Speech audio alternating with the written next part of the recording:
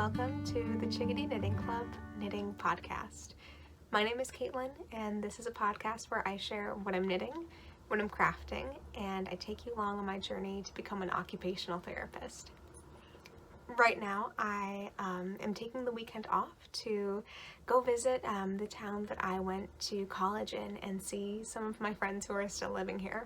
I'm also here with my little dog Simka, who you probably can hear gnawing away on a little busy bone right now. But he really loves car rides, and so I couldn't take a road trip without taking him along too. As far as finished objects go, I haven't knit anything to completion since the last time that I filmed a podcast, but I have been sewing, and I am pleased to say that I have 2 finished project bags. One for me and one for a friend that I'm visiting who just recently had a birthday. They're both the exact same, but I'll show you the prettier one that I saved for my friend, complete with little drawstrings that I haven't felt like adding to my project bag yet, but this is what it looks like. I found the pattern through a YouTube video, which I will link down below, but it's just a simple drawstring bag with little like boxed corners, I think is what it's called, and it really was really easy, and it only took me about an hour to make this whole thing. Inner lining, outer part, drawstrings, the whole works. And all the fabric that I've used here is thrifted one way or another. The green came from a set of sheets that my sister made me a skirt out of, and then the leftovers I've made some ribbons from. The white cotton lining for the bag was also from a set of sheets that were thrifted. The fabric for the outer lining, that as you can see has different delicate little flowers and shades of pink and purple with tiny little leaves in very, very light green, came from a curtain that I found at the thrift shop. So I feel suitably Maria von Trapp-like to have completed a sewing project out of curtains. I'm really proud of it. It's the first project that I have sewn on a sewing machine in a very long time, and I think it turned out really, really nicely. I'm very satisfied with it, and I had a really fun time making it, which is encouraging because I want to keep up learning how to sew on a machine so that one day I could learn to sew my own clothes. In the world of knitting, I have been very dedicated to 2 projects. The first one is the socks that I'm knitting my brother, and the second project being little baby beanies that I'm making out of leftover yarn from my Big Sis Li'l Sib sweater combo project that I recently finished. As I mentioned in my previous episode, I am using Big Little Yarn Co.'s Legend of Ashitaka sock yarn set from her recent Studio Ghibli yarn club to knit up a pair of socks in my own personal Frankenstein Holy Grail sock construction that I essentially knit all of my socks in. To add a little bit of texture and interest, the front portion of the sock has the seersucker stitch, which makes a very interesting diamond-like pattern. And to ensure that I don't get stuck on sock island, I'm knitting these socks segment by segment so that I can essentially knit both of them at the same time, so that when I am in my toe mojo, I knit all my toes, and then when I am in my heel mojo, I'm knitting all of the heels.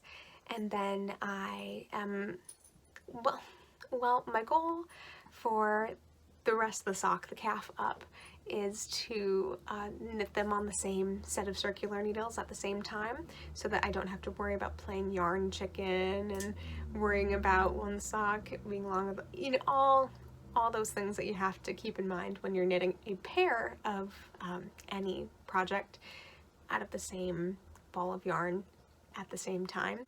But like my other set of needles that I brought up in my previous episode.